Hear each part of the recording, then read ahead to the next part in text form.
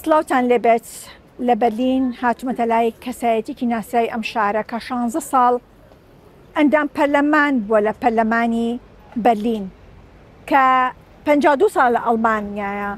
کوردێکی ناسراوی باکووری کوردستانە بەڕێز قیاسە دینسەیان دەمەوێت سەبارەت بە هەڵوەشانەوە و چەکدانانی پەکەکە لەگەڵیدا گفتوگویەک ئەنجام دەم. مامۆستا گەلێک سپاس بۆ ئەم چاوپێکەوتنە، گەلێک خۆشحاڵم، چیرۆکی ژیانی جەنابەت گەلێک سەرنجڕاکێشە بۆ من. مامۆستا بەڕێستان کە بیستان یاخۆ بینیتان و بڕیاری کە پەکەکە بڕیاریدا بڕیاری خۆ هەڵوەشاندنەوەی دا و هەستان چۆن بوو؟ پێتان وایە ئەو بڕیارە لە شوێنی خۆیدا بوو؟ بەڵێ ئەو بڕیار لە شوێنی خۆدا بوو ji bo ku Tirkiye di aliyê ekonomîk, aliyê siyasî, aliyê civakî, cewherî di krîzekî gelekî gewre de ye di rolata navî û dewletê rolata navî jî hemî tevlihe bû têkel bû û Tirkiye programê wî gewre ne, mezin ne û dixwaze yekîtiya gelê Kurd, dostaniye gelê Kurd qazanc bike di rewşekê wa de که ترکیه دوروبری همی هاتیه گرتن و ایزولیاسیون بی یعنی بخوب تری مایه تنها مایه و رخنه کی جوره جه همه دنیا هی لسر ترکیه جه ناتو جه یکیتی اروپا و جه همه دنیا هی که ترکیه بر به دیکتاتوریا اسلامی دیشی دو وقتی که وادا پیوستی بکرده پیوستی مزن ترکیه بکرده دخوازن او شر شکداری عصی بکن و دولت اخوه توزکی بگورین یعنی بریا کو او کار بکن لأمریکا بود يعني سلوكاتية تركيا جيبوا كونفرنسا نتوي UN لأمريكا بود والأمريكا جالك فورمان دا جالك مناقشات دا بشتار ببون بشك وقتن او قواعدتن قلت اگر نكن و تركيا جي پرچبي و تركيا جي ببي برولمك مزن دوروبر تركيا همي جي ارمني جي اوروبا جي يونانو جي همي ولات عرب تركيا ايزولابيه تركيا هم ايزولابيه هم فقير بيدي على ايكونوميك تكشيه ابوجي دوستانيه و پیوستی به دوستانه کرده پیوستی به یکیتی کرده و بوج او قواعدتن دو وقت که وادا کواتا استا که پکک بریاری دا خوی هلوشنه تو چک دا بنیت کواتا استا اتوانی بلی تو جناب دلی ترکیه پیسی با کرده اولو باوردن که ترکیه استا کشی کرد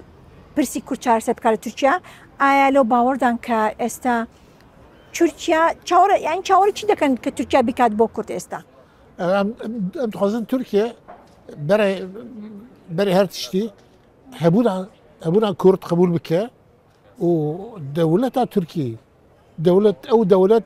ترك وكرد بهفرا تشيكرن بيوست او قبول بك وبيوست قبول زماني كرد مكتبي كرد حقي كرد همي حقي تركنا او حق بدن كرد ولخجي رخنا بكيك وصد صالة زخت وزورداري لسر كرد شكلنا بلكي بيش شهر قد تعملوا تركيا شكلنا بيش شهر لسر كرد قد تعمل شبيه وأوا بيجي صالة شري بكاغا هيا بحزارة إنسان هاتنا كشتن بيوستا تركيا رخناكي داخوازيا رخنا للدولة لكرد بك يعني داخوازي بك ككردوان عفو بك وبيوستا اگر بخوازن کرد و ترک بهورا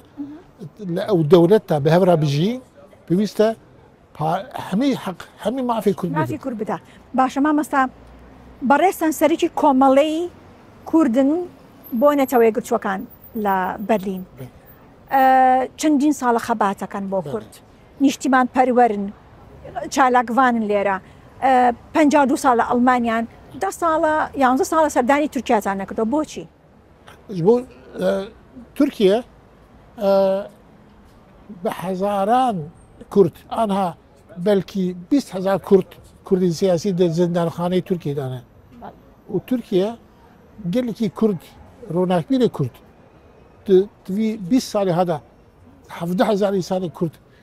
بين شعب ده كشت يعني وانجرت وفاشك كشت قطعم يعني قطعم كده بويجي نا اوكي ليستجي جورت شيء كنا شي طرف شهر 1500 كس حزاري لألمانيا واجت وي ليستي دامه قد بيجن او على كاري هم كاريات ترورا بكاكا كيريا واجاز مش بيجرن دي شبت بكاكا وانا بوجه هيجي بي دي بي بكاكا جمو بارتي كرد حمي جبرا هيكيو من على كاري حمي بارتي كرد كيم